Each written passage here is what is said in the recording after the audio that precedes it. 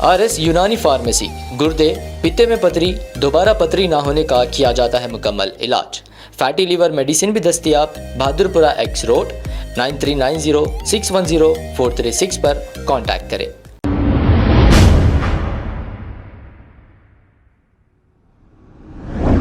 अस्सलाम वालेकुम नाजरीन, 7H न्यूज सच को रखे आपके आगे।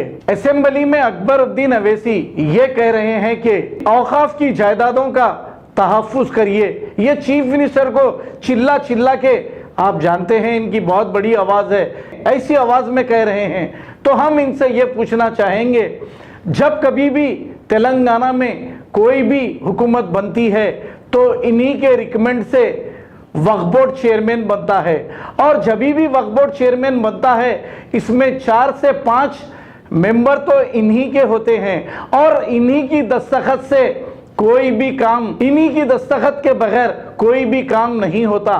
तो अब ये किसको कहना चाह रहे हैं कि वक्फ जायदादों का तहफ़्फ़ुज़ करो, हालांकि सारे जायदादों का काम हो चुका है। इन बोर्ड मेंबरों में से एक ऐसा बोर्ड मेंबर है, हजारों करोड़ की जमीन हड़प चुका है, जिस पर कई मुकदमे दर्ज भी हुए थे। अब पता नहीं फिर क्या हुआ है, फिर क्या अंदर बातचीत करके खत्म कर दिया गया है। लेकिन अकबरुद्दीन अवैसी तो हीरो बन रहे हैं कि वक्फ जायदादों का तहफ़्फ़ुज़ करो। अरे जायदादों का काम किसने किया बाबा, जरा ये याद करिए। तो आइए देखते हैं ये रिपोर्ट। और ये कहना चाहता हूं कि बार बार हम चीखते रहे, चिल्लाते रहे, मुतालबा करते रहे, औकाफ की जायदादों का तहफ़्फ़ुज़ कीजिए, औकाफ की जायदादों का तहफ़्फ़ुज़ कीजिए। आज पूरी जायदादें तबाह हो रही हैं, आज भी तबाह हो रही हैं।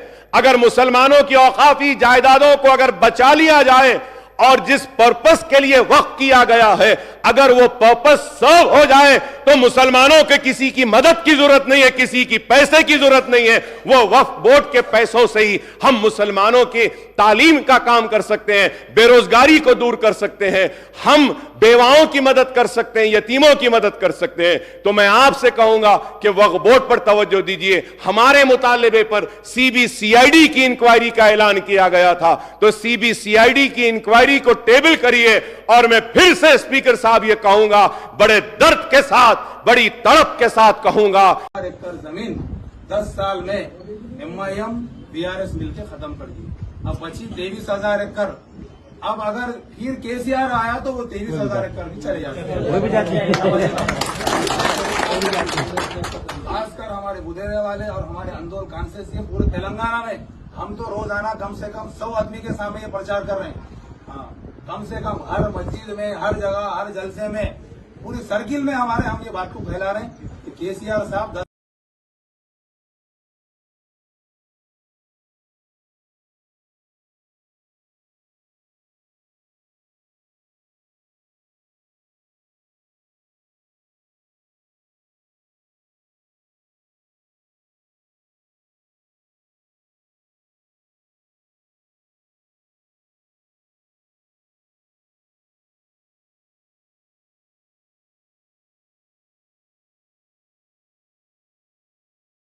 एक मुसलमान ऑफिसर होने के नाते मेरा काम है कि खुदा की जायदाद की हिफाजत करना, और इस जायदाद का हकदार, सही हकदार कौन है उनको पहुंचाना, और आम मुसलमान, जो गरीब मुसलमान जिसको फ़ायदा पहुंचना चाहिए उसको फ़ायदा पहुंचाना मेरा काम है। मैं अल्लाह के करम से मैं ये काम कर रहा हूं। इसमें यह बात नहीं कि भाई मैं एक वक्फ बोर्ड सबके लिए है, सब चाहे आंध्रा की प्रॉपर्टी हो, तेलंगाना की हो, रायलसीमा की हो, सब खुदा की अमानत है। ये सोच के कहना, अगर इस बारे में ऐसे सोच रखना भी छोटी सोच है। दूसरा, मैं मुसलसिल बोलते जा रहा हूं कि भाई कोई स्पेशल ऑफिसर, कोई मुतवल्ली बड़ा नहीं होता। ये इदारा खुदा का इदारा है, ये इदारा बड़ा है, और इस खुदा के इदारे से मुतवल्ली है, मुतवल्ली से ये इदारा नहीं है। ये ता क़यामत ये इदारा रहेगा।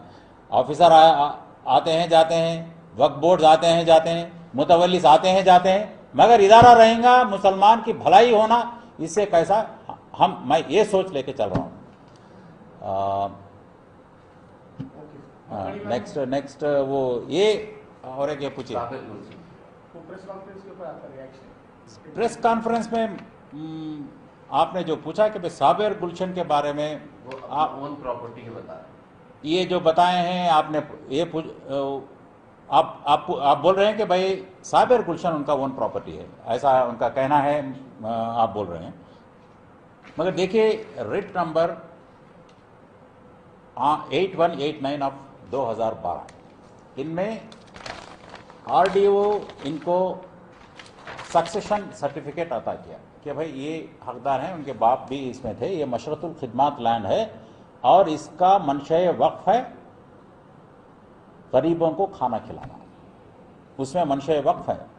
तो कलेक्टर साहब ये सोच रहे थे कि भाई ये मशरतुल खिदमात लैंड नहीं, गवर्नमेंट लैंड है, इसके खिलाफ एक्शन लेना चाह रहे थे। तब अकबर निजामुद्दीन साहब हिमसेल्फ कोर्ट में रिट फाइल किए, वो नंबर है 8189 अभी बताया। उसमें इनकी रिट में इन्होंने खुद लिखा है कि मशरतुल खिदमात लैंड है, ये सेक्शन 312 के तहत वक्फ करार की जाएगी, इन्होंने खुद एक्सेप्ट करा है। अगर ये बोल रहे हैं अभी कि भाई ये मेरी खुद की जाती ज़मीन है तो कंटेम्प्ट ऑफ कोर्ट हो जाएगा। आप सिर्फ मुतवल्लियों को ही टारगेट बनाया जा रहा है, उनका आप पे इल्जाम। देखिए वक्फ क्या चीज़ है, दरगाह की प्रॉपर्टी, मस्जिदों की प्रॉपर्टी और ग्रेवयार्ड्स जो भी मुस्लिम कब्रिस्तान हैं उसके तहत जो भी प्रॉपर्टी है ये वक्फ में आते हैं, और कुछ थोड़े बहुत एजुकेशनल इंस्टीट्यूशंस। तो सिर्फ दरगाह नहीं है मुतवल्ली, दरगाह के तहत अब जैसा कि हजरत शाह खामोश दरगाह की मुतवल्ली के तहत 865 एकड़ गेजेट नोटिफाइड लैंड है, 84 में हुआ था। ये साहब का कहना है, हमने जब उनको लेटर भेजा है तो भाई आपका स्टेटस बताइए, आज जमीन की हालत क्या चीज है, 865 एकड़ अब कहाँ है। खानोजी गुड़ा जो है पहला मुद्दा था, मैंने जब गुलिस्ता प्रेस कॉन्फ्रेंस में बताया 84 एकड़ 87-90 के बीच में बेचा गया, 4 जीपीएस इनके बेचे हैं और मुद्दा चला रेवेन्यू में, जॉइंट कलेक्टर, आरडीओ, एमआरओ, मामला गया सुप्रीम कोर्ट तक। सुप्रीम कोर्ट ये जो इनामदार हैं, जो वक्फ के जो मुतवल्ली हैं, इनके नाकामयाबी की वजह से ये मैटर गवर्नमेंट लैंड करार किया जाए। अगर ये सही बताते कि भाई ये वक्फ लैंड है, ये नोटिफाइड वक्फ है, सुप्रीम कोर्ट का जजमेंट है, वंस ए वक्फ ऑलवेज ए वक्फ। एक और 121 एकड़ खानाजीगुड़ा लैंड नोटिफाइड वक्फ है इसमें, और 400 एकड़ सुल्तानपुर। ये बता रहे हैं अपने जो रिप्लाई हमको भेजे हैं, हमने भेजा है नोटिस इनको, ऐसी बात नहीं है कि नोटिस नहीं भेजा, ये गलत है।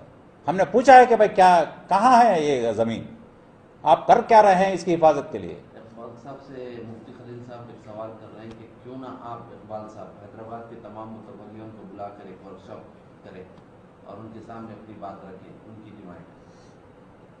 अब देखिए बात रखने की क्या बात है, ज़रूर हम अगर कोई मुतवल्ली चाहें कि भाई हम क्या करना है हम ज़रूर रखेंगे, ऐसी कोई इसमें नकारने की बात ही नहीं है। बट अकबर निजामुद्दीन साहब खुद एक टर्म सेंट्रल वक्फ काउंसिल मेंबर रह चुके हैं और 2 बार वक्फ के मेंबर रह चुके हैं बोर्ड के, और ये हजरत सब कुछ जानते हैं लॉ। अब ऐसे मुतवल्लियों को हम क्या बोल सकते हैं, इनको चाहिए कि भाई हिफाजत करें। अब देखिए मैं आने के बाद मुसलसिल कलेक्टरों से मैं टच में हूँ, पुलिस एसपीओं से मैं टच में हूँ, और उनको ये बोल रहा हूँ कि भाई आप ये निकालिए लैंड को, वक्फ इदारे का इनाम अबॉलिशन एक्ट में आप किसी प्राइवेट इंडिविजुअल को आप ORC ऑक्यूपेंसी राइट सर्टिफिकेट पट्टा नहीं दे सकते, ये इदारे की ज़मीन है, इदारे को रहना चाहिए। मैंने जब इनको अकबर साहब को पूछा कि निजामुद्दीन साहब को कि भाई ये हमारे पुरखों के भी कब्जे में नहीं थी, मुझे नहीं पता है कि भाई लैंड कहाँ है और कितने लोग इस पर सर्टिफिकेट ले लिए, ऐसा उनका रिप्लाई है। अगर आपको देखिए अगर है ऐसा तो आपको चाहिए था कि भाई आप इसको रिकवर करने की इंतजाम कर सकते थे, आप बोर्ड में मेंबर थे, कलेक्टरों को लिख सकते थे, ऐसा एक बोर्ड की नॉलेज में ला के कलेक्टर को सेक्शन 28 में लिख सकते थे कि भाई फला लैंड को आप छुड़ाओ, तो कलेक्टर की जिम्मेदारी बनती है कि वो लैंड को चलाओ। हम कर रहे हैं वो। हम ये पूरे ये लैंड के बारे में एक खानोजीगुड़ा को हम कलेक्टर को लिख रहे हैं, कोर्ट में इम्प्लीड हो रहे हैं, और ये तमाम जमीनात के हम कैसा इसको रिकवर किया जाए, फिर वापस बोर्ड को कैसे पाया जाए, हम एक्शन सर, लें। एक आखिरी सवाल ये है कि अभी एक पूरे शहर में और तकरीबन कई लोग एक पूरी तरीके से प्रेशर आप पर बना रहे हैं, ये जो प्रेस कॉन्फ्रेंस होना और फिर भंवरलाल इलेक्शन कमिश्नर से मिलना और ये सारी चीजें प्रेशर बनाया जा रहा इस पे, तो आप नहीं, देखिए, इस पे रिएक्शन आप क्या? ओके, ये एक तो मैं बताते चलूं कि मुसलसिल ये बात बोली जा रही है कि भाई इलेक्शन कोड के तहत एक्शन लेना नहीं चाहिए। ये रूटीन मामला है, इससे मुतवल्लियों को चाहिए कि 365 डेज आप खुदा की ज़मीन, वक्फ की ज़मीन की हिफाजत करें। इसमें ऐसी बात नहीं कि भाई इलेक्शन के वक्त हम ज़मीन की हिफाजत नहीं करेंगे या जो मनमानी करेंगे, ये नहीं हो सकता। और कोई इलेक्शन रूल इसको लागू नहीं होता। जब मुतवल्ली फेल होता है वक्फ एक्ट फॉलो करने में, हिफाजत, वक्फ की जायदाद को हिफाजत करने में, हम एक्शन लेंगे। हम ये नहीं देखते हुए वो कौन सी पार्टी के हैं या फलां पार्टी के हैं या फलां एरिया का है, इसमें ऐसा मामला नहीं है। पार्टी, इलाका, ये कुछ नहीं देखते, या मुतवल्ली कोई बड़ा आदमी है या छोटा आदमी है। नो, लॉ में कोई छूट नहीं है उसको। भाई मुतवल्ली मेंबर रह चुके हैं या कुछ रह चुके हैं, भाई उनको छूट दें, नो। और जिम्मेदाराना रवैये से उनको पेश होनी चाहिए। जो कानून जानते हैं, तो भाई देखो ये कानून ये है, मेरे से ये गलती हो गई थी, चलिए मैं क्या कर सकता हूँ। ये सब चीजों के साथ आप प्रेशर महसूस प्रेशर, जब आपको खुदा की जायदाद की हिफाजत का मौका मिला है, मैं शुक्रगुजार हूं खुदा का कि मुझे इस पोजीशन में उन्होंने रखा। इससे मैं चंद खिदमत मैं अपने कौम के मैं कर सकता हूं। मैं खुदा का शुक्रगुजार हूं। मैं वैसे कोई प्रेशर महसूस नहीं कर रहा हूं। अब जिनको तकलीफ हो रही है, चलिए उससे वो उनकी ज़ाती मामला है। मैं तो यहाँ अल्लाह का शुक्र अदा करते हुए जो भी टाइम मुझे मिला है, मैं कौम की खिदमत के लिए मैं इस्तेमाल। हाँ सूफी साहब, देखा ये हाँ, ये आपकी पुराने 10वें महीने में जारी हुआ सो ये वही सुनो, इसमें पुराने घर रह के उन्हें पोजीशन में रहते काउंट आता। उन्हें क्या की खुली जमीन में जाके ली तो नहीं होता। ये इमिडिएटली जाके रुका देके कंपाउंड डालो बोला। ये नहीं साहब, ये देखो सीओ साहब, मैं जो है ना, ये केस के बारे में मैं वक्फ बोर्ड से रुजू हुआ तो इतना बड़ा हंगामा हुआ। एक बात सुनो सूफी साहब, एक बात सुनो, जब तक प्रोसीडिंग नहीं निकली कोई वैल्यूड नहीं रहती। ये क्या है? ये अब ये जो आप जो दिए वो क्या है पूछ रहा हूँ। ये कोई पोजीशन में रह के किराएदार है तो जाकर नहीं है वहाँ पर कोई, वहाँ खुली जमीन है, कैसा दिए? बोल दिया, मैं रुका देने के लिए बोल दिया हूँ। नहीं, हमारे सीओ साहब, आप मेरी बात का जवाब दो आप। जी बोलिए। देखिए, वहाँ पर कोई पोजीशन में नहीं है, मैं पहले बोला, फोटो बताया मैं। एक बात सुनो, ये पोजीशन में है बोल के, वो भी किराया एनआरडी बोल के आए तो हम रूटीन बना लेते। तो बीसी का केस डालो साहब, सवाल ही नहीं कंपाउंड देते, फिनिशिंग बोल दिया, मैं डायरेक्ट एफआईआर कराने भेज दिया, मैं चले गए लोग। ठीक है, वहाँ पर वहाँ का सर्कल क्या बोल रहा है? एक बात सुनो, के पेपर है, कब्जा देता हूँ बोल रहा हूँ। नहीं सुनो मेरी बात, सर्कल को बात करा मैं। इसमें क्या रहता, अगर कोई किराएदार रह के अगर पोजीशन में रहे तो वो एनआरडी किराएदार किराया लेते, नया बनाए तो सवाल ही नहीं है। बोल दिया पूरे फेंसिंग करने के लिए, बोल दिया करके बोर्ड लगा देते, वहां छोड़ दो। नहीं साहब, जब आप लोग बगैर तहकीक के ये जारी का किरायानामा कैसा जारी हुआ? नहीं, वो लोग कुछ मंडी थे, क्या बोल रहे थे, कहते अभी बात कर रहा हूं। सामने वाला मैं बोल रहा हूँ, झूठ बोल रहा बोल के बोल रहा हूँ, तो यकीन नहीं करे मेरी बात को। अच्छा, उसको प्रोसीडिंग नहीं दिए ना, अगर किराया बना तो उसका लॉस होता। सुनिए मेरी बात, कोई चीज नहीं कर सकता उन्हें, किराएदार बन गया उन्हें। नहीं रहता, सब रिसिप्ट पे किराएदार नहीं बनता, प्रोसीडिंग नहीं तो किराएदार होता। अच्छा, प्रोसीडिंग के लेटर है ना वो? नहीं, वो लेटर वो इंस्पेक्टर दिए, वो वेरीफाई करो बोल के उसको दिए, तो इंस्पेक्टर माकड़ा गलत करा तो उस पर एक्शन लेते हम लोग, समझे ना? नहीं, कब लेते हैं? वहाँ पर पूरा जो ना पूरा कब्जा होना, सब रुक गया, सब चल रही। हमारे सूफी साहब रुक गया, मैं बात करा, सर्कल को बात करा, टीम भी किरायानामा जो ना कैंसिल कर रही नहीं, मेरे को एक बात बोलो मेरे को। नहीं, इमीडिएटली कैंसिल नहीं, रिसिप्ट कैंसिल कर देते, इंक्वायरी करके कैंसिल करके अभी इंक्वायरी होना भाई, वहाँ कुछ भी नहीं है बोले तो वीडियो देख रहे हैं फौरी। एक बात सुनो, गई रिपोर्ट लाते फौरी पूरे कैंसिल करता हूँ, उसमें इंस्पेक्टर सस्पेंड कर दो, साले छोड़ दो। ठीक है, अब कब तक कर रहे हैं? अब ये अरे हो गए, भेजा दी टीम को, चलेगी, जान दे खैर, रिपोर्ट दे दे, कैंसिल कर दे तो पूरे। ठीक है, पीर के दिन तक अगर आप ये कैंसिल नहीं करे, मैं आके वहां पर धरना देता हूँ। अरे साहेब तुम आओ ना, कैंसिल करके तुम्हारे बता तो। नहीं साहब, ये जारी कैसा, जब हम बोल रहे हैं ये पैसे लेके जो ना ये लोग बेच रहे हैं। नहीं प्रोसीडिंग नहीं, एक बात सुनो सूफी साहब, एक बात सुनो, आप बोले थे ना प्रोसीडिंग, बोलते नहीं दिए हम प्रोसीडिंग। अरे ना, किरायानामा कैसा देते, वहाँ खबर नहीं है तो कैसा देते किराया? ये आप बोले तो नहीं समझा मैं, दूसरा समझ के वैसे भी पूरा साहब। अरे वो नहीं हुई, मेरे खिलाफ में धरना दिया के चोराए, वो नहीं होती सूफी साहब, ये नहीं मिला हुआ था उसके अंदर। अरे वो तो आप बोले ना जी, मिला हुआ है बोले ना, उसके बाद नहीं दिया प्रोसीडिंग ना किसी 14 लाख रुपए खाया उन्हें। रिसिप्ट से पोजीशन ईट नहीं लगा सकता कि ईट, ये ईट भी नहीं बन सकता। आप पहले किरायानामा जो ना पहले कैंसिल कर रहे नहीं, मेरे को एक बात बोलो साहब। अरे किरायानामा ही नहीं होता बोलो ना, वो तो किरायानामा ही नहीं होता, कोई चीज नहीं है। इसमें से आप जो ना वो रिकॉर्ड मंगाओ, लोगों से मंगा रहा हूँ, मैं मंगा रहा हूँ। एक बात सुनो सूफी साहब, किरायानामा नहीं होता, वो रिसिप्ट भी नहीं होती, उसको इमीडिएटली कैंसिल करा दे। रसीद दिए किरायानामे की, कैंसिल कर दे किरायानामा, रसीद बोल देता जी, कैंसिल कर दे तो, नहीं लेना बोल दो, इंस्पेक्टर बोल दे तो मैं अभी कैंसिल कराए तो, कैंसिल कराए तो छोड़ दो। अच्छी बात है, देखो मैं 2 दिन में आप ये पूरा कैंसिल। अरे पूरा कैंसिल होता, छोड़ो जी, पूरा कराए तो छोड़ो।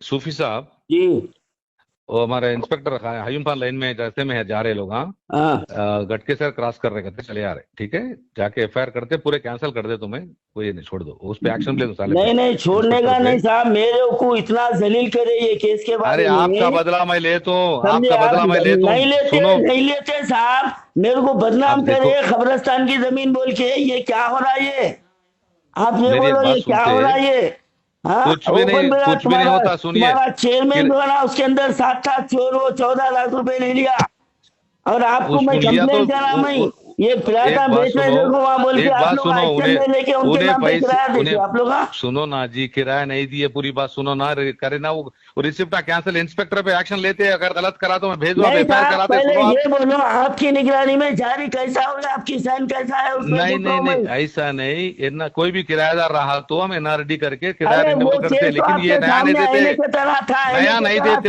अरे कैंसिल करते जी, नया अगर कोई इन्वॉल्व है तो कैंसिल करते, एफआईआर करा तुम भेज दो ना, तुम ठहरो, अब पूरी इसको बात करो, किसको मिला है, जाके बात करो लाइन में। देखो हयूम खान, जो बोलो उनको, हयूम खान बात करो। हयूम खान साहब, मैं ये केस कब से उठा रहा हूँ तुम्हारे को भी मालूम है ना? कब से बोलो, गरीबों को जो ना दियो वो जमीन, बोले तो 6 लाख रुपए में 65 गज का फ्लैट बेचे वो लोग, और जो ना चेयरमैन को 14 लाख रुपए रिश्वत दिए। एक सेकंड सुनो, खुला आके बोला, मैं चेयरमैन को बोला, इनको बोला, उनके नाम पे किरायानामा कैसा जाता वो इमीडिएटली। ये देखो किरायानामा इलीगल, इमीडिएट जाके एफआईआर कराओ, किरायानामा नहीं दिए। सुनो रिसिप्ट वो कैंसिल करता, उसको क्या नाम इलीगल है बोल के मैं करता हूँ जी, मैं कर रहा हूँ एक्शन ले रहा हूँ। सुनो मैं ले रहा हूँ एक्शन, वो जाओ एफआईआर कराओ पहले, एक सेकंड ठहरो, पहले एफआईआर कराओ। सुनो 1 मिनट ठहरो, भाई खान एफआईआर कराओ, वो बोर्ड लगाओ पहले, वहाँ पे वो जमीन पे बोर्ड लगाओ, ठीक है जी, अच्छी बात है। हाँ बोर्ड लगाओ, वो महमूद साले को आगे रिपोर्ट करो, बोलो ठीक है जी, अच्छी बात है, ठीक है, चलो ठीक है। अब आपको गुर्दे में और पित्ते में पथरी यानी किडनी स्टोन या गैल ब्लैडर स्टोन होने पर नहीं है घबराने की ज़रूरत। शहर हैदराबाद में सालों से इस इलाज के लिए ख़ानदानी सिलसिले से चला आ रहा है भरोसेमंद नाम RS यूनानी फार्मेसी, जहां पर ख़ास तौर पर पित्ते में मौजूद पथरी और दोबारा पथरी ना होने का किया जाता है मुकम्मल इलाज। आपको इस दर्द से हमेशा के लिए मिल जाएगा छुटकारा। No side effects, no operation, तशखीस करते हुए दवाएं की जाती है फराहम। तो देर ना करें, जल्द ही तशरीफ लाए RS Unani pharmacy, Bahadurpura X road, opposite Canara bank, Hyderabad. मजीद तफसीलात के लिए रब्त करें 9390610436 पर। खबर है शहर की, खबर है गाँव की, खबर है सारी दुनिया की। 7H न्यूज पसंद आए तो लाइक कीजिए, शेयर कीजिए और सब्सक्राइब करना ना भूलें। 7H news.